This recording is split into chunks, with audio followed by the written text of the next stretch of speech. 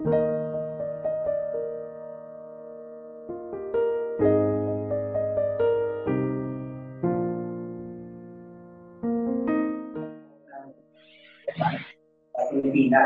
Yan. So, tapos nag-aaway sila tungkol sa Diyos na sinasamba. So sabi nung isa, I think yung Diyos na tinuro sa atin laging mapaligog-gog, lagi siyang galit. Ang tunay na Diyos ay mapagpatawad, siya ay pag-ibig. Which is actually tama. Tama naman yun. However, iba kasi minsan yung idea natin ng pag-ibig. So kailangan na natin na medyo i-clear out. Tama naman yun na ang ating Diyos ay mapagpatawad at siya ay pag-ibig. Kasi yun yung unang verse na natutunan natin sa Sunday school, diba? John 3:16. Aside.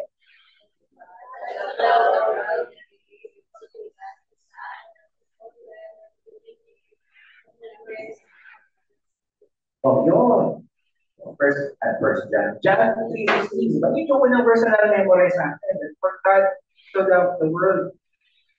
Ang problema madalas, yung idea natin ng pag-ibig, medyo hindi align sa POV ng Diyos. For example, yung anak natin, di ba? Gusto niya, 8 years old pa lang siya. Tapos sabi niya, Mommy, gusto ko na mag-boyfriend. Magaling tao no? Diba? Papayagan niyo ba siya mag-boyfriend? Diba? Papayagan niyo ba siya na mag-asawa? Diba? At 8 years old. Yung medyo realistic. Mami, ayaw ko na mag-aral. 8 years old, aral. Ayaw ko na mag-aral. 8 years old siya. Papayagan niyo ba yun? Hindi, isip ka, no? Di ba? Hindi, di ba? Siyempre hindi niyo papayagan na gano'n. Pero actually, dumadating na tayo dun sa ganun point na pagka sinabi ng anak na ayaw niya, sabihin na, okay na, I respect your decision. Meron na tayo mga nakikita sa online, sa mga reels na hinahayaan nila yung mga bata na siya yung mag-decide sa gusto niya kung sino siya, kung ano. To a certain point, yes. To a certain point, we allow our children to be what they want to be, to who they are, diba? Pero kakayaan niyo ba sila na gusto kong tumawid ng kalsada, tapos mayroong paparating na truck, kakayaan niyo ba sila tumawid? Siyempre hindi, diba?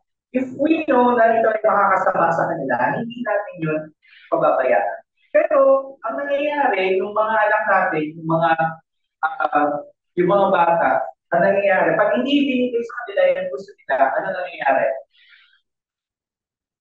The tantrums, di ba? Nagtatakot, I don't love you anymore, mommy. I don't know.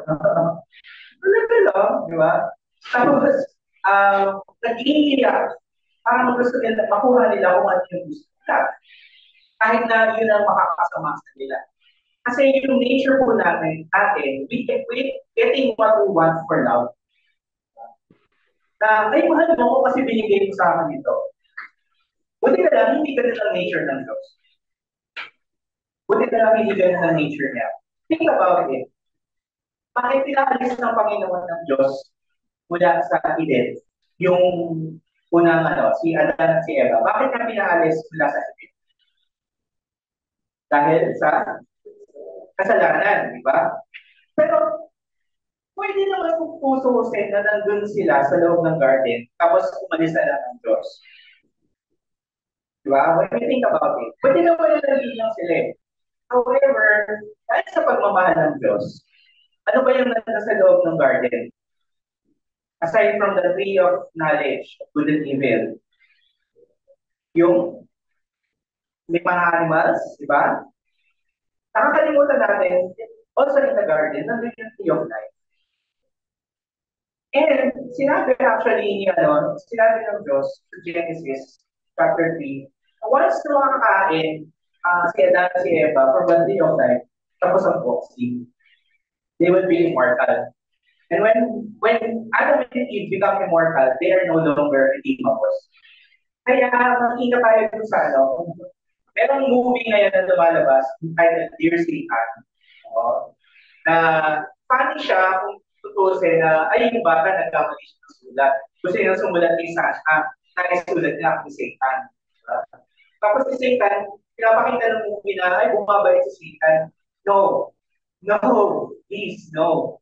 Si Satan hindi siya mabait. Hindi siya mabait ever. He is not redeemable. Bilang isang fallen angel, isa siyang immortal, at unang lumalaban sa Diyos, unang nagrebelde sa Diyos, hindi siya kailanman pwedeng i-redeem. Hindi namatay si Kristo para kay Satanas.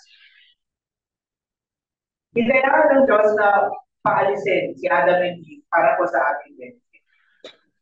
Na mamamatay tayo because of our nature ng katawan natin. From dust you are created, and to dust you shall return. But, ang ginawa ng Panginoon, He redeemed us from that curse. Dahil kay Kristo, dahil sa resurrection, hindi din ang katapusan ng ating baptism. Diba? Pangalawa, nang nilikha ng Panginoon ng impyerno, isip natin, ang sama-sama naman ng Diyos, na bakit kailangan niya gumawa ng impyerno? Kasi kung hindi tayo mahal ng Diyos, kakayanan lang na yung mga masasamang loob. Sama-sama lang din. Diba? Yung lahat ng nagre-rebelde sa kanya, sin will still be present. It's like, meron kang epidemic, meron kang pandemic, di ba? Hinihiwalay natin kung sino mga may sakit, tsaka yung walang sakit. Kasi kung mahayaan natin yung mga may sakit, nandun sa gitna ng kalalitaan, lahat mahahawa. Diba? So, nais ng Panginoon, kaya niya kinreate ang hell para sa tamang panahon, dito ilalaga ang lahat ng kumakalaban sa Diyos, doon ilalagay si Satan, turning away from the presence of God. Hindi na sila kailanman magpugulo. And magkakaroon po ng katahimikan ng tunay na rest sa pinili ng Diyos. He loves us, that is why binigyan niya ang law to guide us in loving God, to one another, but also to show that we need a Savior in Jesus Christ. So ilan lang ito actually. Sa patotoo, na ang ating pong Diyos is that grace, mercy, and peace will be with us, sinabi ni John, from God the Father and from Jesus Christ the Father, Son, in truth and in love.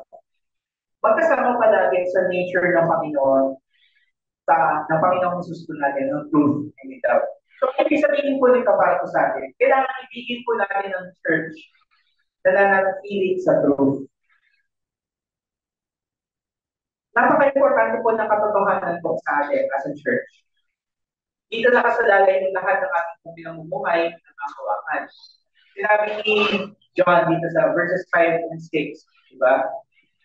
That we love one another, and this is love that we walk according to His commandments. Yung mga utos po ng Panginoon. Love, fear, is not an emotion, but a choice to obey. Diba? Madalas kasi sa mag-asawa, diba? Sa mag-asawa, I love mo, ganyan. Pero kapag yung masungit na yung asawa mo sa kanila, sa'yo, masungit na yung asawa mo sa'yo, parang ayaw na siya ng mahalin. Pero hindi, di ba? Minamahal mo pa rin siya kahit nasa gitna ng sungit niya, gitna ng mga katamaran niya. Hindi yung ako po yung tamad. Minamahal ko ng asawa ko dahil na nakakamaran ko. Because of love. Diba? Love is a choice. Love is fighting for yung commitment na meron tayo sa harap ng Panginoon.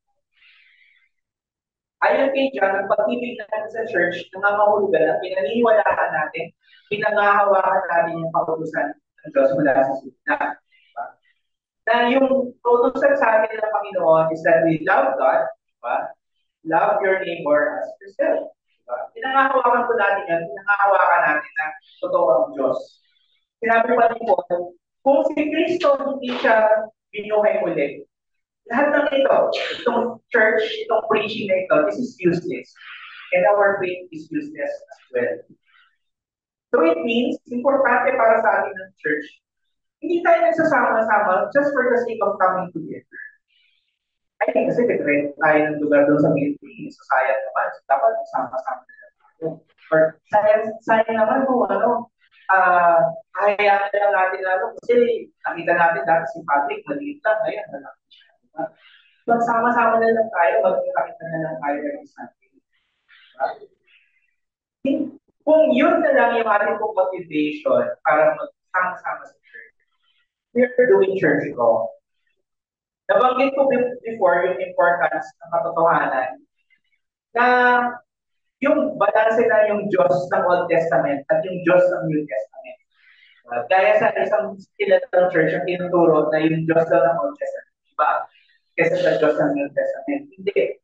Mali po yun. Hindi po totoo po yun. Kaya ang katotohanan na meron po tayo sa Bible is that the God of the Old Testament is the same yesterday, today, and forever. He is Jesus Christ. Walang pagtutunggali between the Old and the New Testament.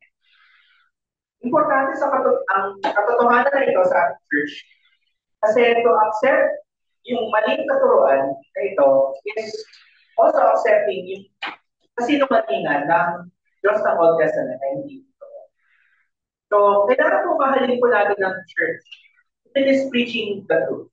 If it is preaching na ang Diyos at ang ating pong ang Diyos at ang Diyos Ama, si Jesus ay isa. So, pangalawang katotohanan po sa atin, ang truth, ang nabibigay sa atin ng confidence sa kabahagi tayo ng Diyos at ni Jesus. Last week, binanggit ni Kuya Choi, yung pagmamahalagan kay Kristo ay yun yung nagbibigay po sa atin ng confidence or katiyakan na tayo ay kabahagi din ni Kristo. And in this case, consistent si John doon sa sinasabi niya. The truth gives us the confidence na kaparte po tayo ni Kristo. Sinabi sa verse 9, whoever abides in the teaching has both the Father and the Son. Tayo ay naniniwala sa katotohanan na ay tinuturo ng Scripture na si Jesus Christ ay Diyos. Diba? Ibig sabihin ay nasa atin po Kristo, nasa atin din po ang Diyos. Bakit importante sa atin yung katotohanan nito? Dahil doon sa uncertainty dulot ng kamatayan. Last week, meron po kami isang kaibigan ko na pastor. Nag-comment siya. Sinabi niya na hindi tayo, ang ending natin hindi sa langit, kundi sa lupa din. And we will be talking about this when we study the Revelation. Tapos, medyo nagkaroon ng debate dun sa kanyang wall. Sabi sa Bible, sa langit ay pumunta. Sabi, for my father's house, prepare many mansions. So, yun. Tapos, out of the comments, merong isang nag-comment sa kay Pastor. Sabi niya, hindi naman tayo sure kung saan tayo pumunta. Nagulat ako kasi in-engage siya ni Pastor. Sabi ni Pastor, we can be sure, kapatid. We can be sure kung saan tayo pupunta. And at this moment, kung hindi pa kayo sure kung saan kayo pupunta, nasabi ko po sa inyo, you need to make sure saan ka pupunta after ng buhay nito. Kung ikaw ang kabahagi ni Kristo, alam mo na kung tayo ay kunin ng Panginoon sa buhay nito, kung tayo ay mamatay, alam natin na ang ending natin, kasama natin siya. Saan man yun? Medyo sa langit man yun, o dito sa yung creation na gagawin niya. Ang truth na tayo ay kabahagi ng Diyos kay Kristo, this gives us confidence na hindi po sayang ang buhay. Diba? Hindi sayang yung pag-gising mo sa umaga, hindi sayang yung pag-church every Sunday, hindi sayang yung pag-ilinis on a Friday. Kasi, pagdudumi natin naman yan, bakit pa tayo ginagawa ito, diba? May meaning at may point ng buhay kung pinakahawakan ko natin sa Jesus Christ. So, ano may sabihin ko nito for us? Ibigin po natin yung church sa pamamagitan ng pagbantay na manatili ito sa katotohanan. Ibigin po natin. Kasi kung minamahal po natin ng church, especially the local church, paglaban po natin na ito ay manatili sa truth. Doon sa truth na ipinasa po sa atin ng scriptures, sa truth na ipinagkatiwala po sa atin ng mga apostles. Sabi nga dito ni John, for many deceivers have gone out into the world. So watch yourselves so that you may not lose what you have worked Or, hindi ibig sabihin dito na mawawala yung kanilang salvation. But, yung pinaghirapan natin na mas makilala natin si Jesus, mas makilala natin ng Diyos, kung hahayaan natin mga manlilin lang, mawawala na natin lahat. Diba? Sayang yung lahat ng pinag-aralan natin. Sinasabi dito, na whoever greets him takes part in his works.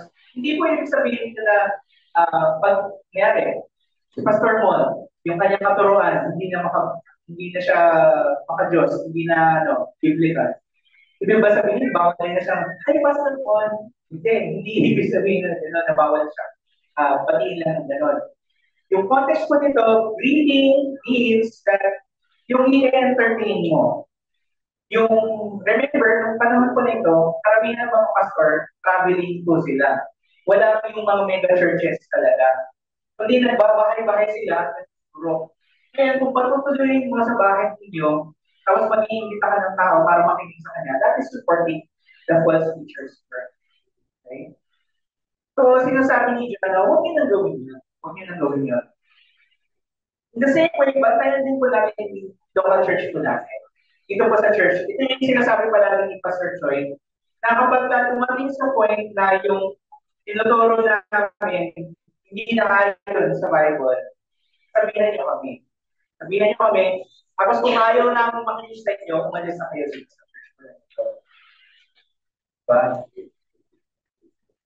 Bantayan natin sa local church natin na huwag pumalat ang mga maling paturuan, maling nagtuturo. If possible, correct these people who are sharing false teachings. Kung ayaw nila mag-correct, kailangan itrato natin sila kaya ng isang na hindi mananampalataya. Ano ba yung trato dapat natin sa hindi nananampalataya sa Jesus? As people who need the gospel. Possible ba yun na ang church ay pag-ibig pero walang truth? Unfortunately, yes. Pero kung isang church, hindi ko masasabing church sila, pero sinasabi nila na ano sila, church daw sila.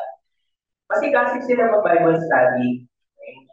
So, nakakatuwa naman, makikita mo sila usually nasa McDo, nasa Dunkin, doon sila nakikita-kita, pero sila Bible study nakikita nila. Actually, inaaral nila yung mga katuruan lang ng kanilang pastor. Hindi yung Bible talaga. Kung ano lang yung turo ni pastor. Sabi ni pastor, yun yung ini-green sa bawat isang pinagro. And then this church, sobrang alaga sila sa kanilang mga members. So kung kunyari, meron ko, kapatid, ano ba kailangan mo? Wala akong cellphone eh. Patalaga, sige, bibigyan ka naman ng iPhone 15. Hindi lang basta-basta iPhone. Hindi lang basta-basta Android na iPhone 15 pa ang bibigyan sila. Wala na kasi akong car, bibigyan ka ng BMW. Sa church na yun, wala doon sa church na yun. However, pagdating ng panahon, sabihin nila doon sa member, kapatid na Ben, dapat wala kang sikreto sa akin, ha? Wala magtatago ng sikreto sa akin. Kasi sabi dito sa Bible, confess your faults to one another. So, kung ano mo yung kasalanan mo, confess mo sa akin yan. Tapos, ako mag-pray para sa iyo, papatawarin na ni Jesus. Diba? Tapos, nabaptize ka na ba? Patid na Ben? Ako, hindi ka paligtas. Kailangan magpabaptize ka. Tapos, kung ligtas ka talaga, kailangan magkaroon ka ng mga disciples. So, in-point nila ang kaligtasan. Kapag saved ka, kailangan nabautismo ka sa tubig, tapos gumagawa ka ng disciples. Which is, hindi naman yung sinabi ng Panginoon. Sinabi naman na go and make disciples. Diba? Hindi yung sinabi, go and make disciples and you shall be saved. Diba? Hindi. Go and make disciples, diba? Teaching them what I have taught you. Diba? Baptizing them in the name of the Father, Son, of the Holy Spirit. So, itong church po na ito, hindi siya totoong church. It's not a biblical church. It's more of a cult. Basta niyo po yan ang church po na yan. Ilalagay ko na lang po sa ating pong sa GC, kung may pangalan ng church po na yan. Pero, yun nga pag umalis ka dun sa church na ito, haharasin ka nila. Yung mga members, aanay ka sa i-BM ka, i-text ka, tapos sabihin na, dapat kang maalis ka na sa Diyos. Maalis ka na sa tunay na church. Oh, yun ang tunay na church. So, nakakalungkot na kumbaga parang may churches na puro love, but it is far from the truth. Yun nga share ko sa inyo tuwing Thursday. Pag-aaral ko na namin, every Thursday, sa SAD. Nakakalungkot, maraming mga churches mismo sa ating convention. Mas interesado sila na magpalaki ng members instead of making followers of Christ. Diba? Kailangan natin ng church manatili sa truth of the gospel. Sa pagtuturo, as well as sa pag-mission. So, mahalin natin ang local church by making sure na tama at biblical yung paturuan ko dito. Sabi nga doon sa kasabihan, lagi natin sinasabi dito, piliin mo yung church na malapit sa Bible. Hindi lang yung basta malapit sa And salamat po sa Panginoon kasi nandito po tayo ay mas gusto natin, mas malapit na church dito. Hindi na sinasabing hindi sila biblical, diba? But you chose to be here. Kasi ang nais po ng Panginoon is that we remain in the truth of the Bible. Pangatlong katotohanan po, utos sa atin ni Jesus na sama-sama tayong maglakad in love and in truth. Ito po yung ibig sabihin po dito. So verse 6 namin niya, and this is love, that we walk according to His commandments. This is the commandment, just as you have heard from the beginning, so that you should walk in it. Ang mensahe ni John sa kanyang mga sulat, mahalin si Kristo, mahalin natin ang bawat isa, sa pamamagitan ng pagsunod sa katotohanan. Walk according to His commandments. Pero hindi niya sinabi na this is love that you walk, na maglakad ka. Ang sinabi dito, we walk. Hindi sabihin, sama-sama tayo.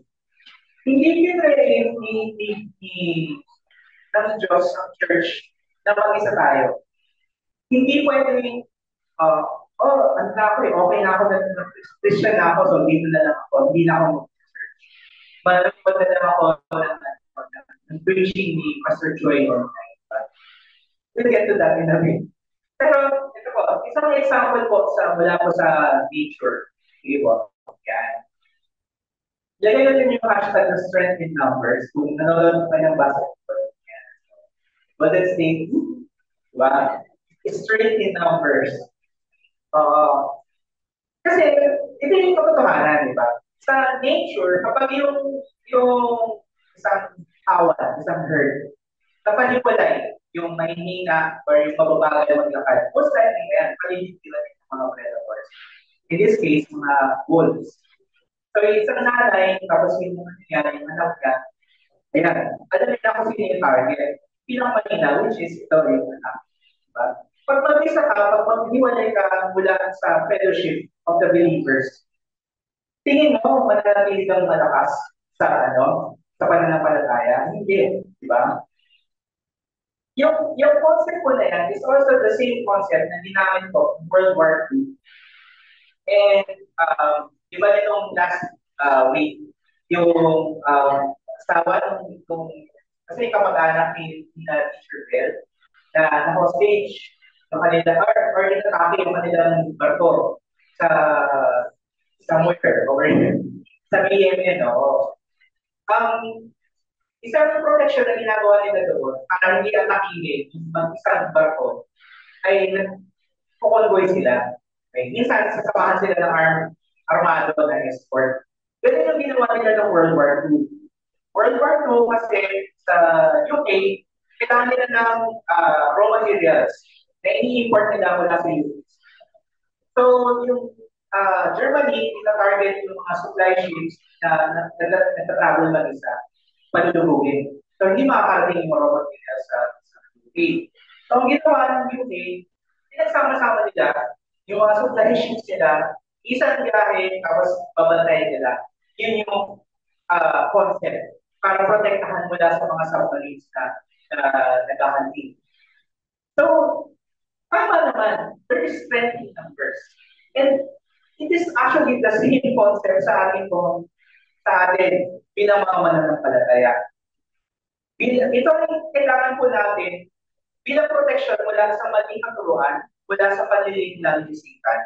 Kailangan magsama-sama tayo para pag-aralan natin ang hawakan natin sa kinakanta natin, sa pananalangin natin, at sa inaaral natin at pamumuhay natin. So, how does this apply po sa atin?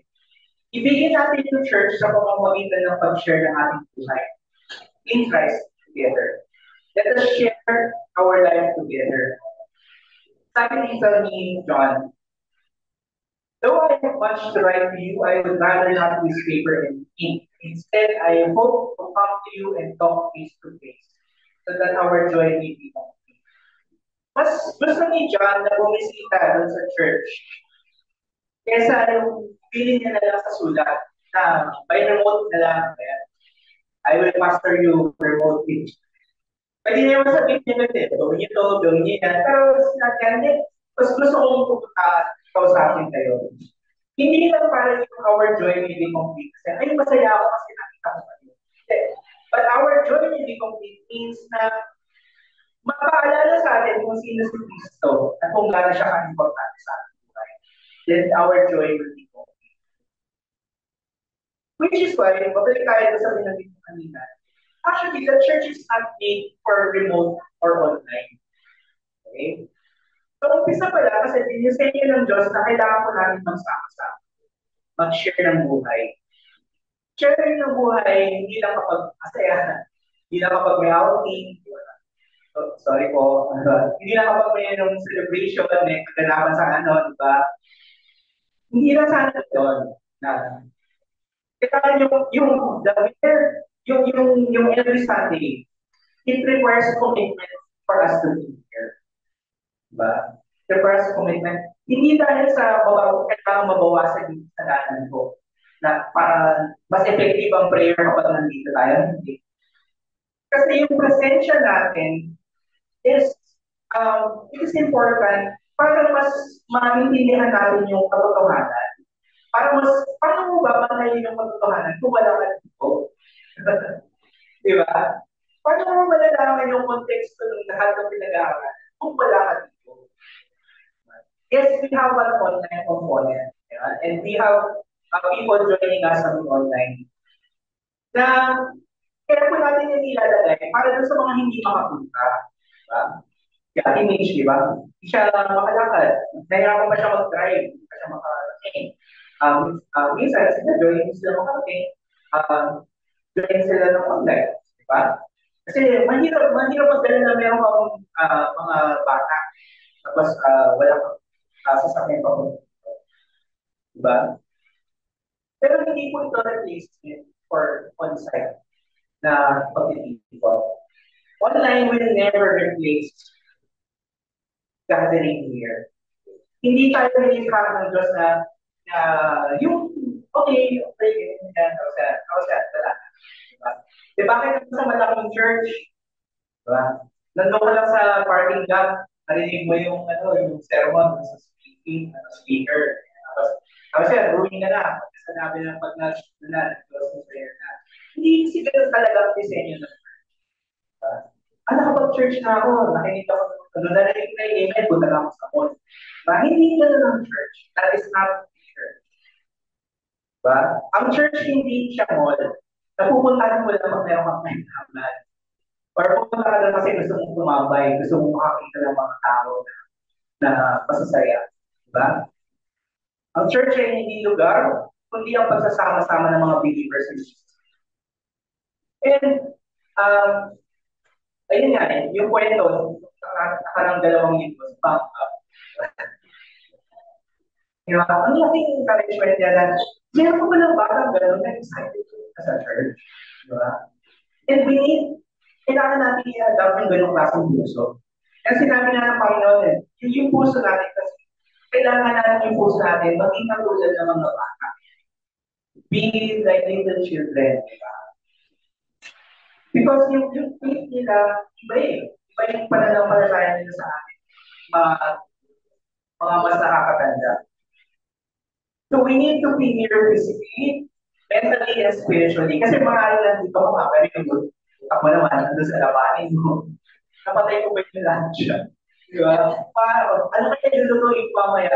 Makagal naman ng sermon ni Pastor Juan, di ba? Sana lang dito po tayo all the time, di ba? Katulad sa plata. Kung sinasabi natin na mahal natin si Cristo, let us love the church, is striving to be here on Sundays by sharing our lives together. Hindi naman ibig sabihin dito na sinadjudge natin yung mga kasama ko natin. Huwag niyo po sana kasama ko. Hindi mo lang kayo sinadjudge, diba? But, huwag po sana tayo makontento dun sa online na. Kung mayroon namang kakayanan na makarating, wala namang excuse para hindi ka makarating to be here. Pwede ka namang mag-commute, pwede ka namang wala kang sakit, wala kang batang inalagaan, wala kang sakit na inalagaan, wala kang sakit sa pangatawan. There is no excuse for you to be here. You need to be here in church. Importante na nag-ikot tayo dito tuwing Sunday. Dahil kailangan natin bantayan at pangalagaan ang katotohanan na pinagkakala sa ating ni Christ. So again, paano natin gagawin yan kung magkakalayo tayo sa isa? Paano natin naaralin ang katotohanan at isa sa puso, isa sa buhay kung hindi tayo nagtitipan para ipaalala natin ito or to encourage one another. So, mahalin natin ng church sa pamamagitan ng pagpumanatili sa katotohanan ni Kristo. Ito po ang ating pong reflection. Balikan po natin yung ating pong mga prinsipyo for this morning. Diba? Kaya sa Kristo, laging magkasama ang truth and love. Kaibigan po natin ng church na nananatili sa truth. The truth gives us confidence that we are part of the Father and Jesus Christ. Ibigin natin ng church and batayan po natin na ito ay manatili sa truth. Then, pangatlo po sa atin ni Jesus na sama-sama tayo maglakad daw. Sumunod po tayo sa utos na yan ni Jesus. Diba? If we, sinabi ng Panginoon na magsama-sama tayo, you are not part and you are being disobedient to the command of Jesus. Sumunod po tayo, ibigin natin ng church by sharing our lives with Christ together. So ngayong linggo, pag-isipan natin sa buhay natin ang utos na ito. Isipin po natin, sino sa ating fellowship ang nakakailangan ng pagbisita or pagpupulusta or encouragement? Ito po kailangan kong sabihin na hindi kailangan sa akin. Pastor, kasi kami naman, bakit hindi ikaw? Pwede mo naman gawin yun eh. Pwede mo naman pulustahin. Hindi kailangan si Pastor lang yung magbibisita. Pwede natin i-encourage at panalangin ng bawat isa. Sino sa atin ang kailangan ng paalalahanan ng katotohanan ng Kristo? Or baka naman ikaw mismo yun. You need encouragement. You need a reminder na ang Diyos sa atin ay buhay. If feeling po ninyo ngayon, kailangan ko ng encouragement. Sabihin niyo po kami. Kasi hindi ko po alam lahat na, hindi po ako si God, hindi ko alam yung lahat na nangyayari po sa inyo. Diba? Hindi ko alam kung meron kayong struggles na gusto nyo pong ipanalangin natin. Kung meron kayong pinagdadaanan na kailangan nyo ng kasama sa nagdadalang load na yun. Diba? Let us visit you. Diba? Gawa natin ang oras yan. Ma-encourage kayo, makausap kayo. Or the very least, panalangin natin. So let us love the church by keeping the truth. Panghawakan natin ang katotohanan ng pinagtatawalan sa ating Jesus Christ. Pamamagitan ng ating pong regular pag-ikot, pagsasama-sama natin tuwing linggo, pag-ibig sa bawat isa. Nalangin po tayo.